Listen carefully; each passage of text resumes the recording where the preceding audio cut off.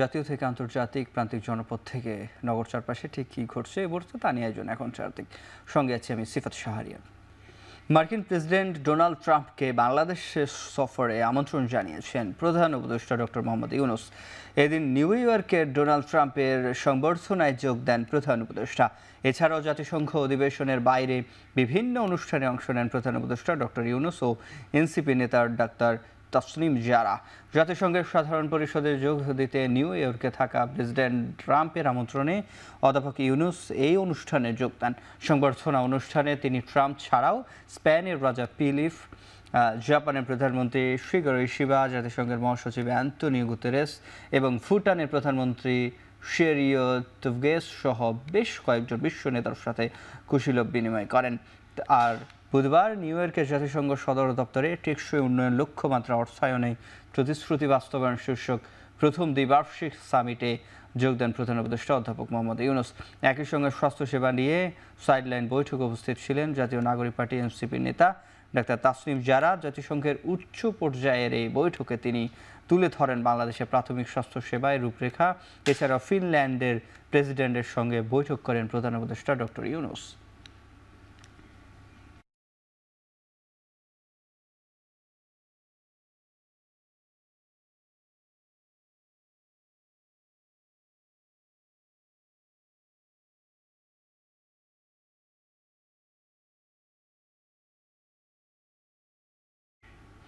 আশিতম জাতিসংঘ সাধারণ পরিষদ অধিবেশনের তৃতীয় দিন চলছে।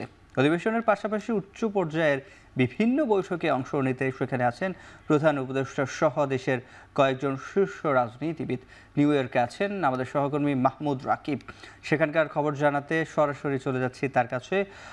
রাকিব, টেকসই উন্নয়ন লক্ষ্যমাত্রা, বিনিয়োগ ও বাস্তবায়ন প্রতিশ্রুতি বিষয়ক প্রথম দ্বিবার্ষিক সামিটে প্রধান উপদেষ্টা কি বলেছেন, আজ কে আর কি কর্মসূচি রয়েছে জানাবেন। হ্যাঁ, সিফাত, সকাল থেকেই প্রধান উপদেষ্টা ডক্টর মোহাম্মদ ইউনূস এবারের এই জাতিসংঘ সাধারণ পরিষদ অধিবেশনের তৃতীয় দিন অতিক্রম করছেন। আমরা দেখেছি সকাল থেকে তিনি এ পর্যন্ত আহ, ৩টি কর্মসূচিতে অংশগ্রহণ করেছেন।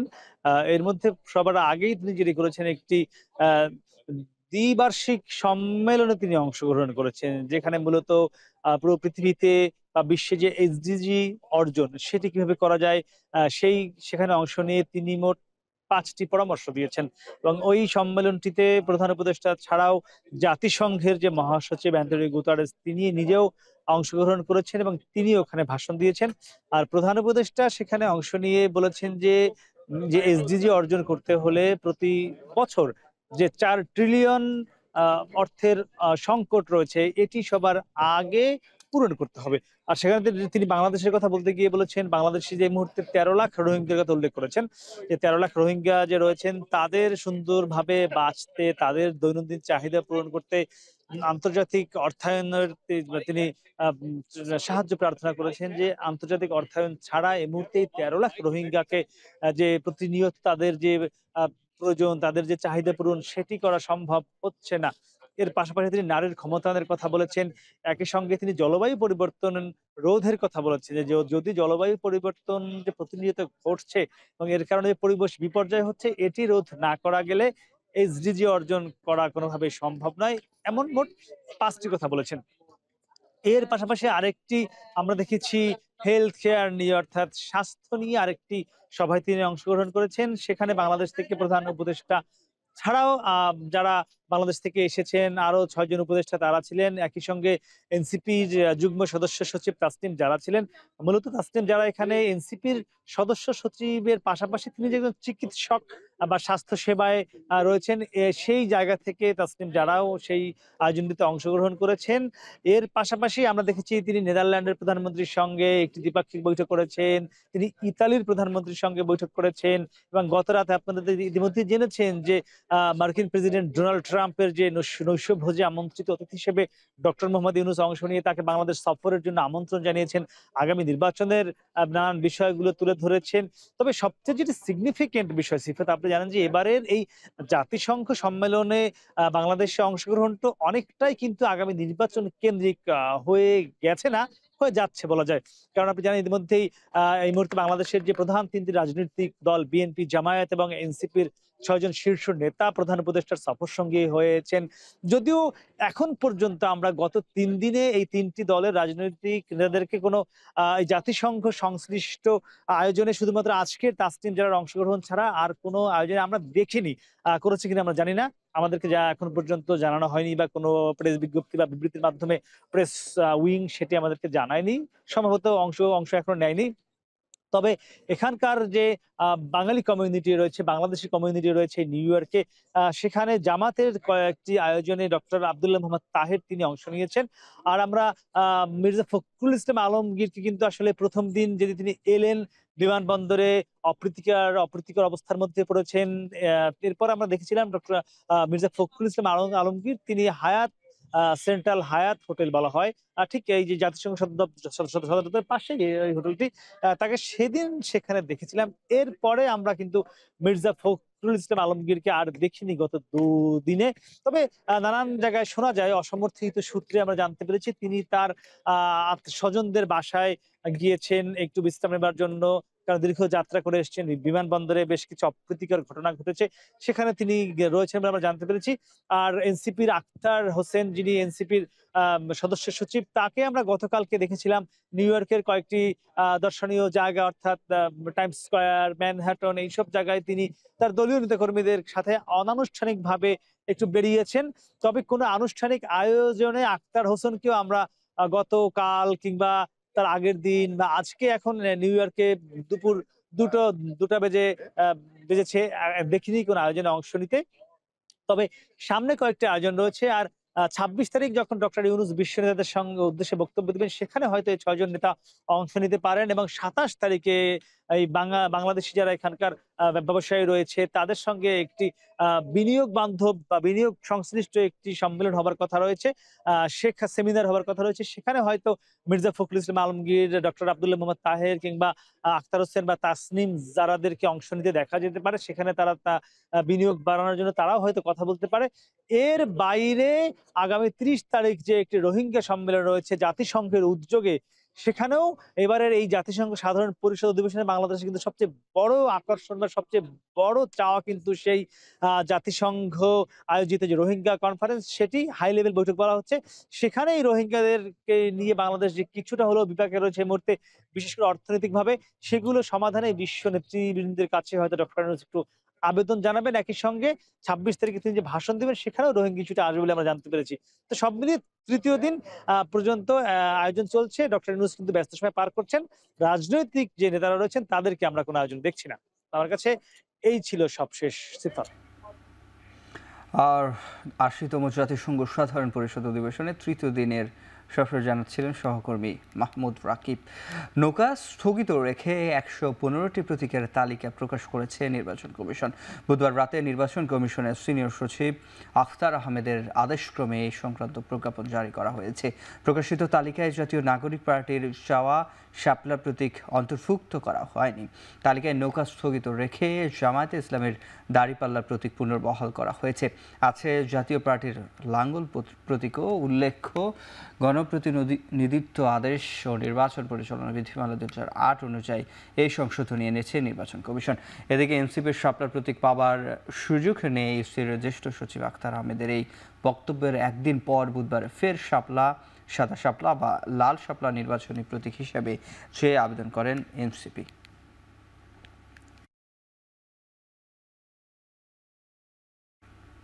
পোস্টাল ব্যালটে প্রবাসীদের ভোট নিয়ে গোপনীয়তা লঙ্ঘন ঠেকাতে সচেতনতা তৈরির আহ্বান জানিয়েছেন নির্বাচন কমিশনার আবুল ফজল মোহাম্মদ সানাউল্লাহ।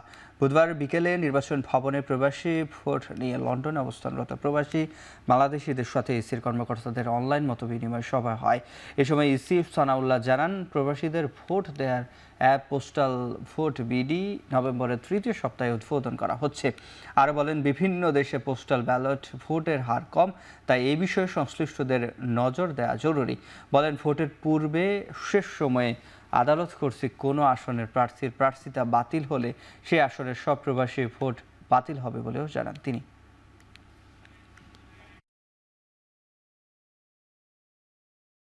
এই ইন্ডিভিজুয়াল ভোটাররা যেন এই গোপনীয়তাটা রক্ষা করেন এবং সময় মতন ভোটটা দেন। কেউ যেন তার ভোটে তাকে ইনফ্লুয়েন্স করতে না পারে, তার ভোটটা তিনি কাকে দিয়েছেন এটা যেন ডাইভার্জ না হয়, এবং এটা তার ডিক্লারেশনের মধ্যেও থাকবে, তিনিও একটা আন্ডারটেকিং দিবেন ইন্ডিভিজুয়াল ভোটার। তবে আমি মনে করি এখানে সচেতনতা সৃষ্টির একটা জায়গা আছে। আর দ্বিতীয় চ্যালেঞ্জ যেটা হচ্ছে যে চূড়ান্ত প্রার্থী তালিকা নিশ্চিত হওয়ার পরে কিন্তু আমাদের ভোট শুরু হয়ে যাবে, কিন্তু যদি কোনো আসনে শেষ মুহূর্তে আদালতের আদেশে প্রার্থী তালিকা পরিবর্তন হয়ে যায়, সেই ক্ষেত্রে সেই আসনে বিদেশ থেকে সংগৃহীত সকল ভোট বাদ পড়ে যাবে। এই একটা চ্যালেঞ্জ আমাদের আছে। বেসরকারি গবেষণা সংস্থা ইনোভেশনের জরিপে বলছে আগামী নির্বাচনে 41.3% ভোটার বিএনপিকে ভোট দেওয়ার সিদ্ধান্ত নিয়েছে, আর জামায়াতকে ভোট দেবে 30.3% এবং এনসিপিকে দেবে 4.1% ভোটার।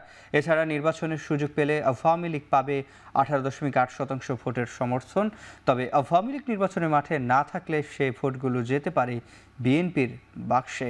সারা দেশ থেকে 10,413 জন ভোটারের মতামতের ভিত্তিতে তৈরি হয়েছে এই জরিপ। অংশগ্রহণকারীদের 39.1% মানুষ মনে করে আগামী নির্বাচনে বিএনপি সরকার গঠন করবে, আর 28.1% মানুষ মনে করে সরকার গঠন করবে জামাত। জরিপের ফলাফলে গত 6 মাসে আওয়ামী লীগের সমর্থন কিছুটা বেড়েছে, তবে বিএনপি ও জামাতের সমর্থন সামান্য কমেছে। বিএনপি এগিয়ে আছে 6 বিভাগে, জামাত এগিয়ে আছে রংপুরে এবং আওয়ামী লীগ এগিয়ে বরিশালে। জরিপ অনুযায়ী অন্যান্য দলের তুলনায় ভোটাররা জামায়াতের রাজনৈতিক কার্যক্রম নিয়ে সন্তুষ্ট। বিশেষ করে তরুণ ও শিক্ষিত ভোটারদের কাছে জামায়াতের গ্রহণযোগ্যতা বেশি। আগামী নির্বাচনে দলীয় প্রতীকে 14.7% এবং প্রার্থীর যোগ্যতাকে বিবেচনায় রেখে ভোট দেবেন 65.5% ভোটার। তবে সিদ্ধান্তহীনতায় থাকা অনেকে নির্বাচনের আগে পরিবেশ বুঝে ভোট দেওয়ার সিদ্ধান্ত নেবেন। জামাত এবং বিএনপি অপরিবর্তিত মোটামুটি ভাবে, কারণ স্ট্যাটিস্টিক্যালি আমরা 1%টাকে ধরি না, এটা আমরা বলি যে অপরিবর্তিত, কিন্তু দেখা যাচ্ছে আওয়ামী লীগেরটা প্রায় 4.8% বেড়ে গিয়েছে রিভিলড ভোটার্স এর মধ্যে, যারা ভোটের সিদ্ধান্ত নিয়েছেন এবং আমাদেরকে জানিয়েছেন ভোট কাকে দিবে। তাদের মধ্যে আওয়ামী লীগের ভোট 4.8% বেড়েছে। আগামী নির্বাচনে সেনাবাহিনীর সাথে বিমান ও নৌবাহিনী কাজ করবে এবং 1 লাখ সেনা সদস্য মোতায়েন থাকবে বলে জানিয়েছেন স্বরাষ্ট্র উপদেষ্টা জাহাঙ্গীর আলম চৌধুরী। চট্টগ্রাম সার্কিট হাউসে বিভাগের সব জেলা প্রশাসক, আইন শৃঙ্খলা বাহিনী এবং বিভিন্ন সংস্থার কর্মকর্তাদের সাথে মতবিনিময় সভায় একথা বলেন তিনি। বলেন, সীমান্তে মিয়ানমারের বিভিন্ন সশস্ত্র গোষ্ঠী তৎপর থাকলেও জাতীয় নির্বাচনে এর কোনো প্রভাব পড়বে না। এছাড়া মিয়ানমার থেকে মাদক আসা ঠেকাতে আইন শৃঙ্খলা বাহিনী তৎপর থাকার কথা জানান তিনি। এবার দুর্গাপূজায় পার্শ্ববর্তী দেশের মিডিয়ায় অপপ্রচারের বিষয়ে সবাইকে সজাগ থাকার আহ্বান জানান তিনি।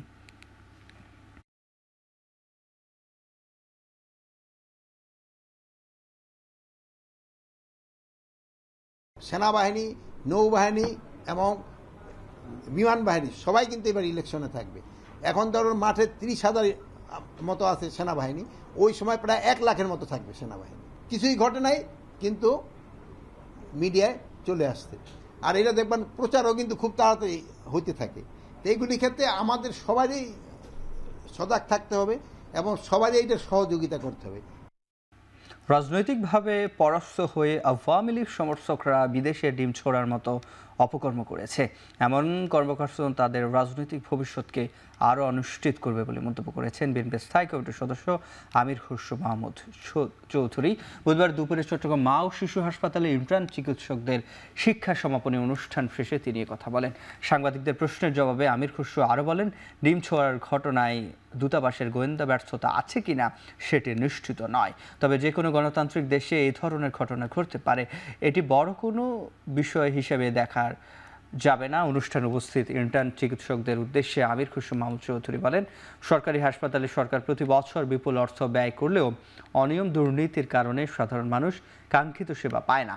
বিএনপির ক্ষমতায় গেলে সাধারণ মানুষের জন্য চিকিৎসা ব্যবস্থা ঢেলে সাজানো হবে।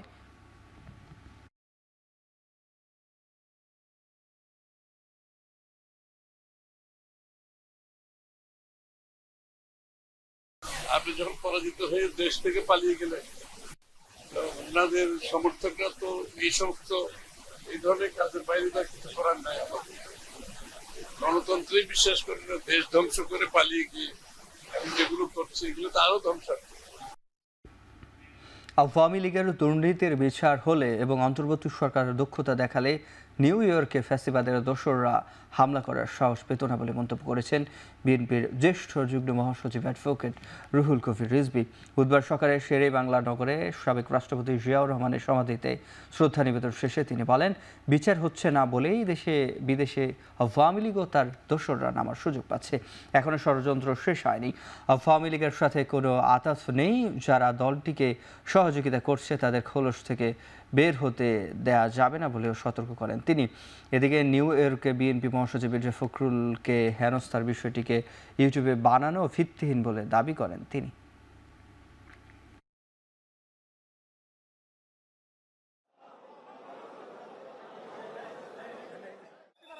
আওয়ামী লীগের পুলিশ নেই, ছাত্রলীগ নেই, হেলমেটধারীরা নেই, তাহলে এই 1 বছরে প্রায় দ্বিগুণ অপহরণ হয়েছে। কেনই আইন শৃঙ্খলা পরিস্থিতির অবনতি হবে এটা তো জনগণ জানতে চায়। আপনাদের প্রতি জনগণ এবং রাজনৈতিক দলদের আস্থা আছে। আস্থা থাকার পরেও আপনারা কেন দক্ষতার সাথে, দ্রুততার সাথে, ক্ষিপ্র গতিতে পদক্ষেপ গ্রহণ করতে পারছেন না বলে আজকে বিভিন্ন জায়গায় দোসরদের প্রেতাত্মারা তারা নামার সুযোগ পাচ্ছে এবং বিদেশেও তারা বিভিন্ন ধরনের অপকর্ম করছে।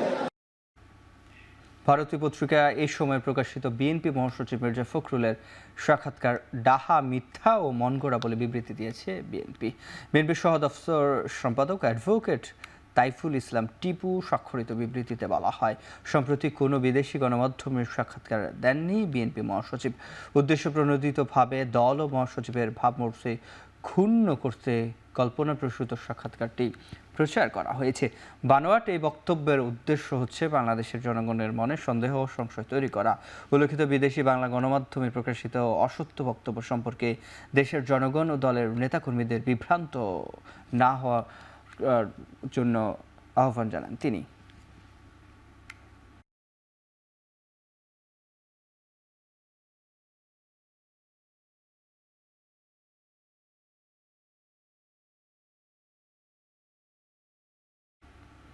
জাতীয় নাগরিক পার্টির উত্তর অঞ্চলের মুখ্য সংগঠক সার্জিস আলম বলেছেন, ফেব্রুয়ারির আগে নির্বাচন হলেও সমস্যা নেই, তবে তার আগে দৃশ্যমান সংস্কার ও বিচার করতে হবে।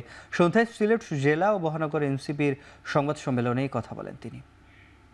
ফেব্রুয়ারি কেন, তার আগে নির্বাচন হলেও আমাদের সমস্যা নেই, কিন্তু আমরা এই মৌলিক সংস্কার, আমরা দৃশ্যমান বিচার, অন্তত যতগুলো মানুষের আকাঙ্ক্ষা ওই কয়েকজন মানুষের আমরা দৃশ্যমান বিচার এবং এই জুলাই সনদ, এটার আমরা আইনগত ভিত্তি চাই। এখন অন্যান্য অনেকে যারা বিভিন্নভাবে নিজেদের এখন এক্সিস্টেন্সিয়াল ক্রাইসিস ফিল করছেন, তারা এই নির্বাচন নিয়ে ঘুরিয়ে পেঁচিয়ে কথা বলছেন, আমরা যেটাকে আমাদের জায়গা থেকে সমর্থন করি না। জুলাই আন্দোলনের সময় শেখ হাসিনার 69টি কল রেকর্ড জব্দ করেছে। মানবতাবিরোধী অপরাধের মামলায় শেখ হাসিনা সহ 3 জনের বিরুদ্ধে দেয়া সাক্ষাতে একথা জানান বিশেষ তদন্তকারী কর্মকর্তা তানভীর হাসান জোহা। বুধবার সকালে সম্প্রচার সংশ্লিষ্ট কারিগরি ত্রুটি সরিয়ে 1.5 ঘন্টা দেরিতে দুপুর 1টার দিকে সাক্ষ্য গ্রহণ শুরু হয়। এ সময় জোহা জানান, ন্যাশনাল টেলিকমিউনিকেশন মনিটরিং সেন্টার থেকে 69টি কল রেকর্ড এবং 3টি নাম্বারের সিডিআর সংগ্রহ করেছেন তিনি। এর মধ্যে একটি কলে শেখ হাসিনা ও ফজলে নূর তাপসের মধ্যে কথোপকথন, নেথাল উইপেন ব্যবহার ও হেলিকপ্টার থেকে সরাসরি গুলির নির্দেশের তথ্য পাওয়া গেছে। আরেকটি অডিওতে তৎকালীন ঢাকা বিশ্ববিদ্যালয়ের ভিসি মাকসুদ কামাল ও শেখ হাসিনার কথোপকথন পাওয়া যায়। সেখানে আন্দোলনকারীদের রাজাকার উপাধি দিয়ে ফাঁসি দেওয়ার কথা বলেন শেখ হাসিনা। সেটিও পরীক্ষা করা হয় সিআইডির ফরেনসিক ল্যাবে।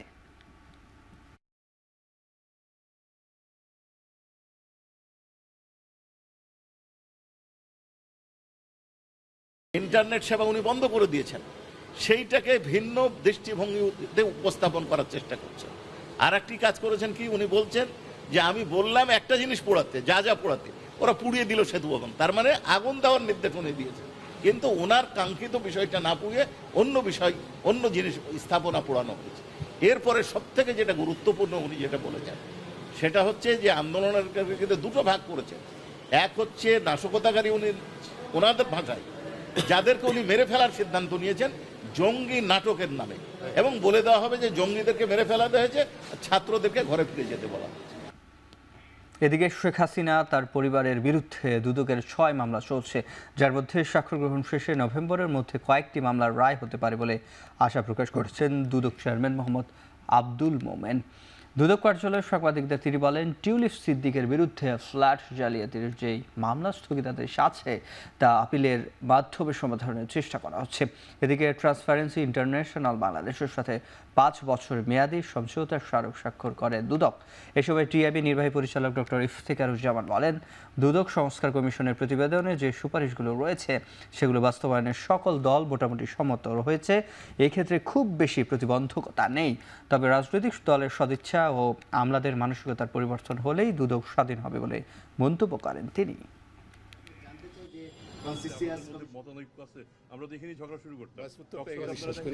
দুদক সংস্কার কমিশন বিশ্বাস করে এবং আমি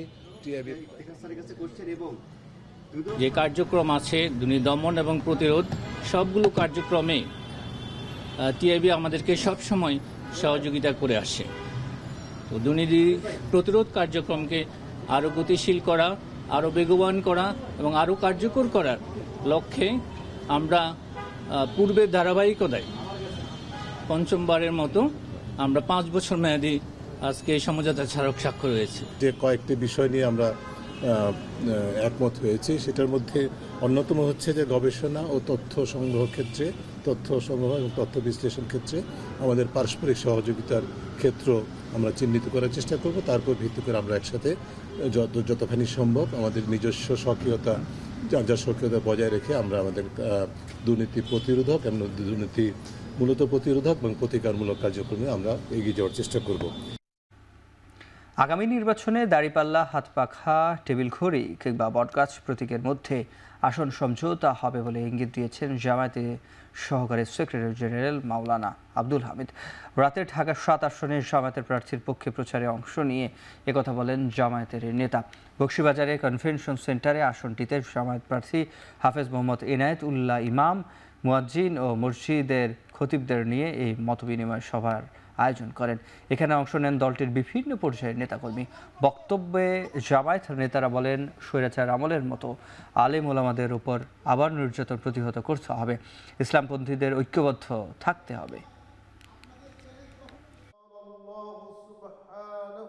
শাপলা চত্বরে আমাদের শত শত আলেম ওলামা, আমাদের যে মাদ্রাসার বাচ্চা শিশু, তাদেরকে মেরে ফেলা হয়েছে। আপনারা কোনো বিচার পাইছেন? বিচার তো পান নাই। বিচার তো ঐক্যবদ্ধভাবে আমরা চাইও নাই আসলে, কারণ আমাদের এই সমস্যা হলো আমরা তো ঐক্যবদ্ধ না। আমরা একজন আরেকজনের দোষ খুঁজি, আমরা একজন আরেকজনের সমালোচনা করি। এটা কিন্তু ভাই আমাদের দূর করতে হবে, কারণ তা না হইলে আমাদেরকে সারা জীবন এই নাস্তিকদের ধারা, নাস্তিকের হাতে আমাদেরকে নিষ্পেষিত হইতে হবে। জামাত ইসলামীকে ভোট দেওয়ার চিন্তা থাকলে কোনো আসলে যদি জামাত ইসলামী হাত পাকাকে সমর্থন দেয় সেখানে ভোট যাবে না? কোথাও যদি বটগাছকে সমর্থন দেয় সেখানে যাবে না? এই জন্যে আমাদের মাঝে আলোচনা আছে যে ইসলাম শক্তি যারা আমরা দরকার হলে একটা বাক্স হবে আমাদের। শ্রম মন্ত্রণালয়ের অধীনে সাংবাদিকদের ওয়েজ বোর্ড চান তথ্য উপদেষ্টা। বলেন, মালিকপক্ষের সদিচ্ছার অভাবেই বাস্তবায়ন হয়নি এতদিন। যে কোনো মূল্যে সাংবাদিক নেতাদের দাবি বাস্তবায়ন চান তিনি। বিকেলে রাজধানীর তথ্য ভবনে এক আলোচনা সভায় এমন মন্তব্য করেন তিনি। দীর্ঘদিনের এই দাবির বাস্তবায়ন নিয়ে নিজের আগ্রহের কথা জানান তথ্য উপদেষ্টা। বলেন, যে কদিনের হাতে সময় আছে এরই মধ্যে 2টি বিষয় সমাধান করে যেতে চান তিনি। আলোচনায় সাংবাদিক সংগঠনের নেতা, তথ্য মন্ত্রণালয় ও শ্রম মন্ত্রণালয়ের প্রতিনিধি ও বাসস অংশ নিলেও ছিলেন না মালিকপক্ষের প্রতিনিধি। আলোচনায় উঠে আসে সাংবাদিকদের নিরাপত্তা, মামলা, জরিমানা, বেতন সহ নানা বিষয়।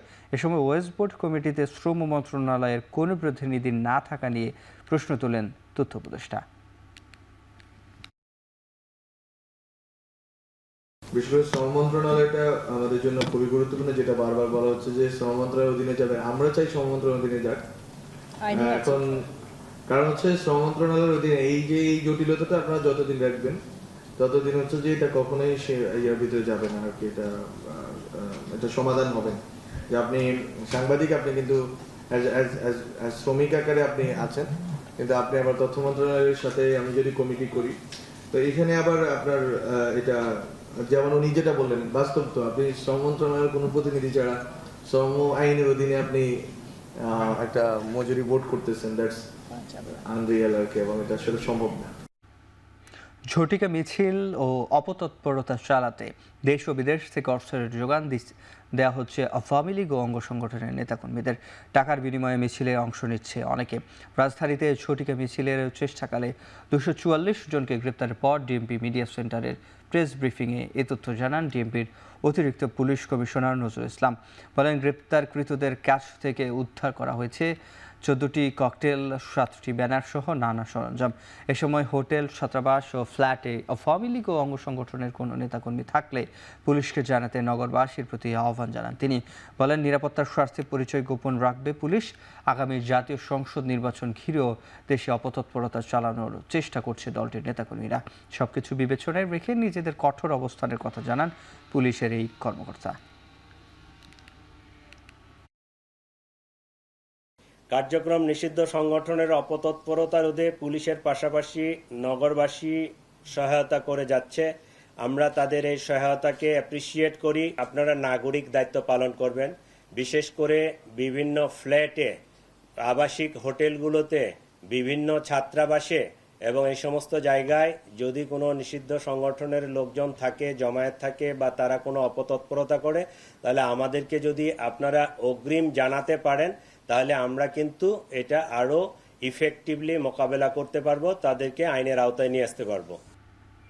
চট্টগ্রাম বিশ্ববিদ্যালয় কেন্দ্রীয় সংসদ ও হল সংসদ নির্বাচনের মনোনয়ন প্রত্যাহারের সময় শেষ হয়েছে। শেষ পর্যন্ত চাকসু থেকে 11 জন ও হল সংসদ থেকে 9 জন সহ মোট 20 জন প্রার্থী মনোনয়ন প্রত্যাহার করেছেন।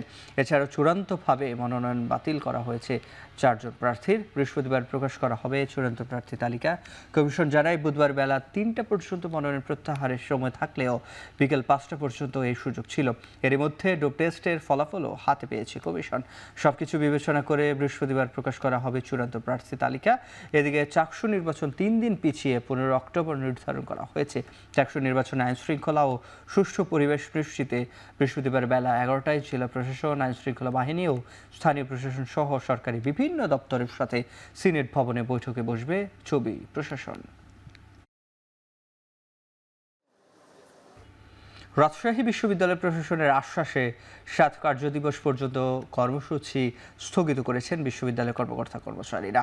বুধবার দুপুর 1টার দিকে বৈঠক শেষে 7 কার্যদিবস পর্যন্ত কর্মসূচি স্থগিত করেন ঘোষণাও দেন তারা। তবে দাবি আদায় না হওয়া পর্যন্ত কর্মসূচি চালিয়ে যাওয়ার ঘোষণা দিয়েছে জাতীয়তাবাদী শিক্ষক ফোরাম।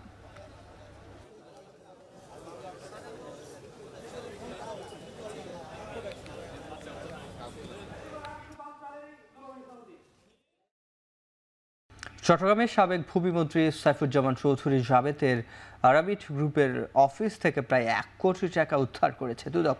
কালুরঘাট শিল্প এলাকায় এই অফিসে 3টি ভোল্ট থেকে নগদ এই টাকা উদ্ধার করা হয়। বুধবার দুপুরে অভিযান শেষে দুদক কর্মকর্তারা জানান, বিভিন্ন সময় এভাবে নগদ টাকা তুলে হুন্ডির মাধ্যমে বিদেশে পাচার করেছিল সাবেক ভূমিমন্ত্রী। বিদেশে পাচারের জন্য এই টাকা রাখা হয়েছিল এমন তথ্যের ভিত্তিতে অভিযান চালায় দুদক। গত কয়েকদিনে 11টি ব্যাংকের চেকের মাধ্যমে এই টাকা তোলেন প্রতিষ্ঠানটির কর্মকর্তারা। 2017 সাল থেকে ক্লাসিক ট্রেডিং নামে একটি প্রতিষ্ঠানের নামে 600 কোটি টাকা পাচারের প্রমাণ পাওয়া গেছে। ভারত, দুবাই হয়ে যুক্তরাষ্ট্র, যুক্তরাজ্য ও 8টি দেশে টাকা পাচার হয়েছে। এই ঘটনায় আরামিটের জিএস জাহাঙ্গীর আলম নামে একজনকে আটক করা হয়। তবে কর্তৃপক্ষের দাবি, তারা শ্রমিক কর্মচারীদের বেতন পরিশোধের জন্য এই টাকা রেখেছেন।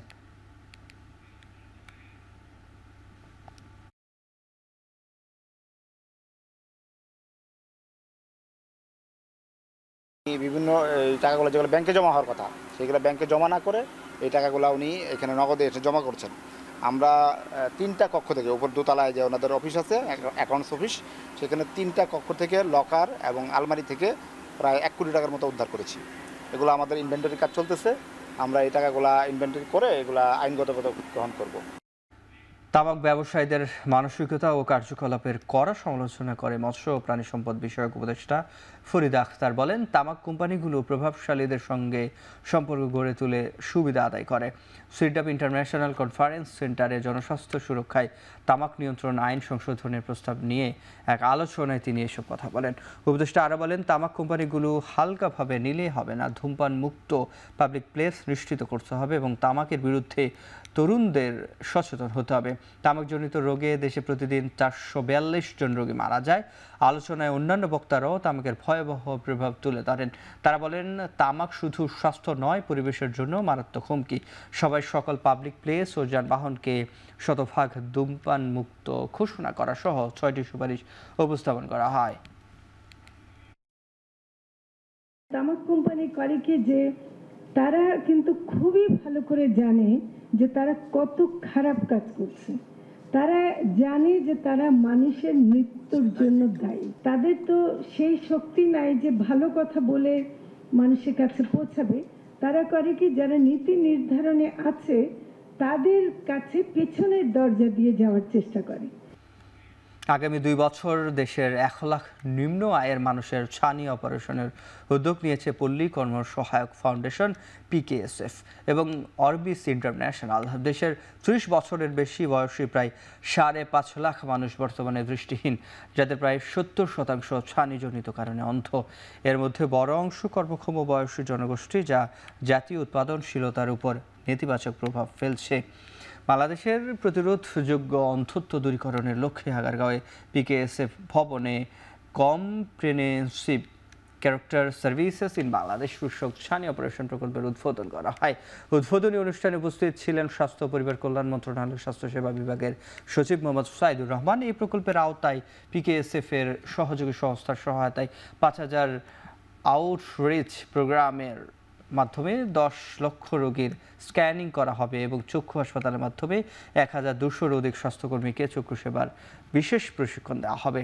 দেশের 50টি জেলায় সরকার পরিচালিত 200টি কমিউনিটি আই সেন্টার এবং বেসরকারি হাসপাতালে পরিচালিত 100টিরও বেশি ফিউশন সেন্টার প্রকল্পের প্রাথমিক রেফারেন্স ও ফলো আপ পয়েন্ট হিসাবে কাজ করবে। এছাড়াও 25টি বেসরকারি হাসপাতালে প্রান্তিক জনগোষ্ঠীর রোগীদের সার্জারি সেবা দেওয়া হবে।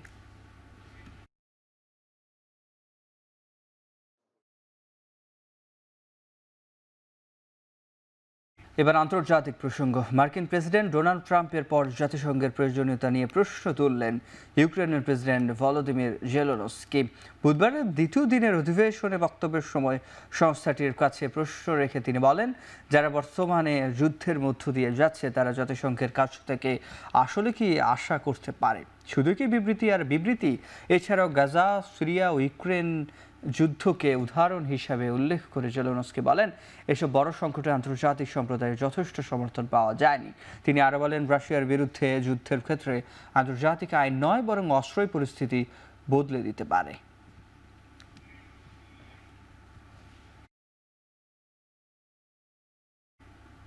ইসরায়েলের প্রধানমন্ত্রী বেনিয়ামিন নেতানিয়াহুকে পশ্চিম তীর দখল করতে দেয়া হবে না বলে আরব ও মুসলিম নেতাদের প্রতিশ্রুতি দিয়েছেন মার্কিন প্রেসিডেন্ট ডোনাল্ড ট্রাম্প। মঙ্গলবার এক বৈঠকে প্রেসিডেন্ট ডোনাল্ড ট্রাম্প এই প্রতিশ্রুতি দিয়েছেন বলে প্রতিবেদন প্রকাশ করেছে মার্কিন সংবাদ মাধ্যম পলিটিকো। 2 সূত্রের বরাতে প্রতিবেদনে আরও বলা হয়, হামাস নয়, ফিলিস্তিনি কর্তৃপক্ষ দ্বারা পশ্চিম তীরের শাসন নিশ্চিত করা হবে বলেও জানিয়েছেন ট্রাম্প। এছাড়াও গাজার যুদ্ধবন্ধের পরিকল্পনাও উপস্থাপন করেছেন মার্কিন প্রেসিডেন্ট। সেখানে যুদ্ধবিরতি, জিম্মিদের মুক্তি এবং হামাসবিহীন একটি নতুন শাসন ব্যবস্থা প্রতিষ্ঠার রূপরেখা তুলে ধরলেও ঠিক কবে নাগাদ ইসরায়েলি আগ্রাসন থামাতে পারে তার কোনো ইঙ্গিত মেলেনি।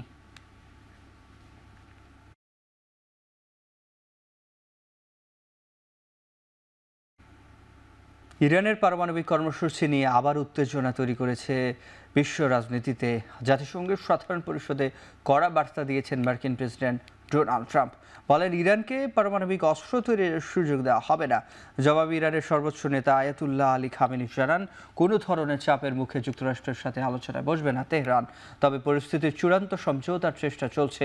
জাতিসংঘের পারমাণবিক পর্যবেক্ষণ সংস্থা IAEA এর একটি দল এরই মধ্যে ইরানের পারমাণবিক অস্ত্র মজুদ পরিদর্শনের উদ্দেশ্যে রওনা দিয়েছে।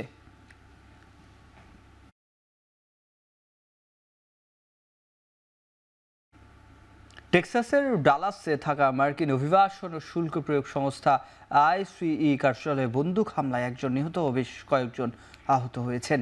স্থানীয় সময় বুধবার সকাল 7:30টার দিকে এই ঘটনা ঘটেছে। পুলিশ জানিয়েছে নিহত ব্যক্তি আত্মঘাতী বন্দুকধারী ছিলেন। এলোপাতাড়ি গুলি চালানোর পর নিজের বন্দুকের গুলিতে তিনি আত্মহত্যা করেন। বন্দুক চালানো হামলায় আহত হয়েছেন অন্তত 3 জন। ICE জানিয়েছে তাদের ফিল্ড অফিসে মূলত অভিবাসীদের প্রাথমিক প্রক্রিয়াকরণ হয়। এছাড়াও কর্মকর্তারা ঠিক করেন তাদের মুক্তি দেওয়া হবে নাকি আটক রাখা হবে। যাদের প্রক্রিয়াকরণ ও নিজ দেশে ফেরত পাঠানোর জন্য নিয়ে আসা হচ্ছিল তাদের উপরেই হামলা চালানো হয়েছে। ভারতের কেন্দ্রশাসিত লাদাখকে রাজ্যের মর্যাদা দেওয়ার দাবিতে বিক্ষোভ করেছেন হাজার হাজার মানুষ। এ সময় পুলিশের সঙ্গে বিক্ষোভকারীদের সংঘর্ষে অন্তত 4 জন নিহত ও আরও অনেকে আহত হয়েছেন। দেশটির সংবাদ মাধ্যম NDTVর প্রতিবেদন বলছে, বুধবার লাদাখের লেহ শহরে ডাকা হরতাল পালনের সময় বিক্ষোভকারীদের সঙ্গে নিরাপত্তা বাহিনীর ব্যাপক সংঘর্ষ হয়। এতে হতাহতের ঘটনা ঘটে। বিক্ষোভকারীরা বিজেপির কার্যালয় সহ বেশ কয়েকটি গাড়িতে হামলা চালিয়েছে বলে অভিযোগ উঠেছে। পরিস্থিতি নিয়ন্ত্রণে আনতে গুলি চালাতে বাধ্য হয় পুলিশ।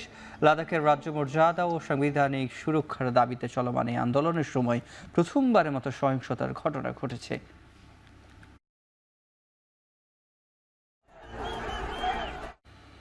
তাইওয়ান ও হংকংয়ের পর এবার চীনের দক্ষিণাঞ্চলেও আঘাত এনেছে টাইফুন রাগাসা। বুধবার চীনের ওয়াংডন প্রদেশের হাইলিং দ্বীপের উপকূলে আছড়ে পড়ে টাইফুনটি। আঘাত হানার পর বাতাসের গতিবেগ ছিল ঘন্টায় 144 কিলোমিটার। তবে আঘাত হানার আগেই নিরাপদ আশ্রয়ে সরানো হয় অঞ্চলটির 20 লাখ বাসিন্দাকে। এর একদিন আগে মঙ্গলবার সুপার টাইফুনের আঘাতে তাইওয়ানের প্রাণহানির সংখ্যা বেড়ে 17 জনে দাঁড়িয়েছে। এখনও নিখোঁজ আরও অনেকে। ইতিমধ্যে তাইওয়ানের মারাত্মক বন্যা দেখা দিয়েছে। মূলত গত সোমবার সর্বপ্রথম ফিলিপিন্সে আঘাত হানে শক্তিশালী এই সামুদ্রিক ঝড়টি। বাতাসের গতিবেগ 200 কিলোমিটারের বেশি থাকায় এই সময়ের ঝড়টি সুপার টাইফুনে পরিণত হয়েছিল। চলতি বছরের মধ্যে সবচেয়ে শক্তিশালী টাইফুন রাগাসা। ঝড়ো হাওয়া ও বৃষ্টি অব্যাহত থাকায় চীন, হংকং ও তাইওয়ানের জনজীবনে স্থবিরতা নেমে এসেছে।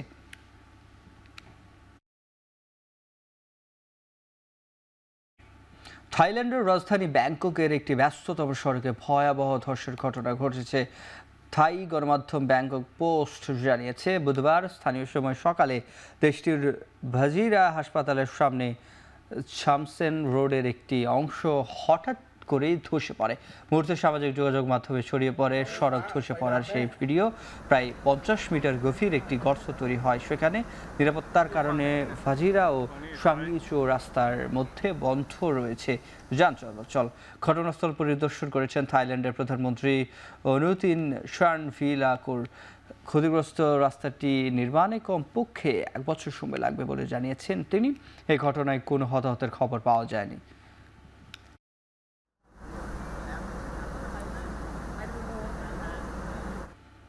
ইসরায়েলের হামলায় গাজায় নতুন করে প্রাণ হারিয়েছে 50 জন। গাজার মূল শহর থেকে বাসিন্দাদের উৎখাত করতে আকাশ ও স্থলভাবে চলছে ইসরায়েলের অভিযান। ভয় দেখিয়ে হামলা করে লক্ষাধিক ফিলিস্তিনিকে ঘরছাড়া করায় এই নিন্দা জানিয়েছে জাতিসংঘ। এদিকে গাজার পথে যাত্রা করা ত্রাণবাহী জাহাজের বহর ফ্লোটিলার খুব কাছে বিস্ফোরণ হয়েছে বলে অভিযোগ করেছেন সংশ্লিষ্টরা। পাশাপাশি জ্যামারের সাহায্যে তাদের সঙ্গে বহির্বিশ্বের সঙ্গে যোগাযোগ বন্ধ করে দেওয়ার চেষ্টা চলছে বলেও জানান তারা। ফিলিস্তিনের গাজায় ক্ষুধার্ত মানুষের কাছে জরুরি মানবিক ত্রাণ পৌঁছে দিতে শুরু হয়েছে ফ্লোটিলার এই যাত্রার শুরুতে সেখানে ছিল 40টির বেশি দেশে অন্তত 50টি জাহাজ। এই মিশনে আছেন মানবাধিকার কর্মী, চিকিৎসক, শিল্পী, ধর্মীয় নেতা, আইনজীবী সহ বিভিন্ন পেশার মানুষ। আরও আছেন সুইডিশ জলবায়ু কর্মী গ্রেটা থুনবার্গ।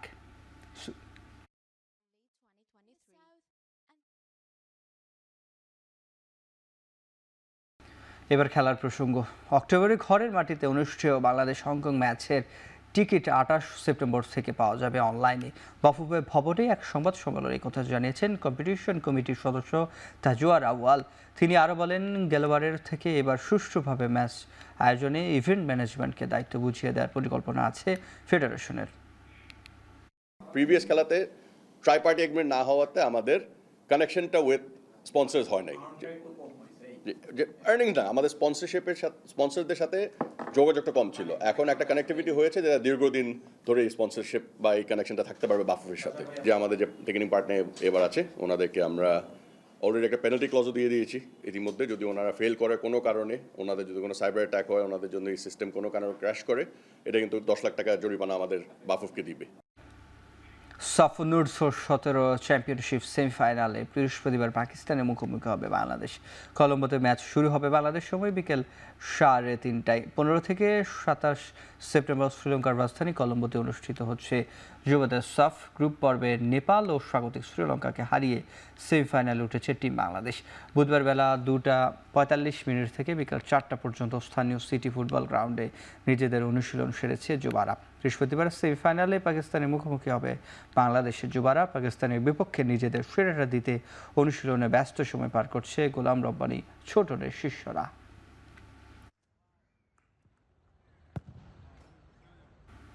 হাঁটুর ইনজুরিতে 5 মাসের জন্য মাঠের বাইরে ছিটকে গেলেন বার্সা মিডফিল্ডার গাভি। হাঁটুর অস্ত্রোপচারের পর লম্বা সময়ের জন্য মাঠের বাইরে থাকতে হবে তাকে। পুরোপুরি সেরে উঠতে সময় লাগবে আরও 4 থেকে 5 মাস। গেল নভেম্বরে এসিএল ইনজুরির পরে মাঠের বাইরে ছিটকে যান এই মিডফিল্ডার। 2021 সালে বার্সেলোনার চতুর্থ সর্বকনিষ্ঠ ফুটবলার হিসেবে অভিষেক হয় তার। 155 ম্যাচে গোল করেছেন, 10টি জিতেছেন, 5টি ট্রফি। এই মৌসুমে 5 ম্যাচে 4 জয়ে 13 পয়েন্ট নিয়ে টেবিলের 2 নম্বরে বার্সেলোনা। চিরপ্রতিদ্বন্দ্বী রিয়ালের চেয়ে 5 পয়েন্টে পিছিয়ে তারা। আগামী বৃহস্পতিবার ওভেইডোর মুখোমুখি হবে তারা।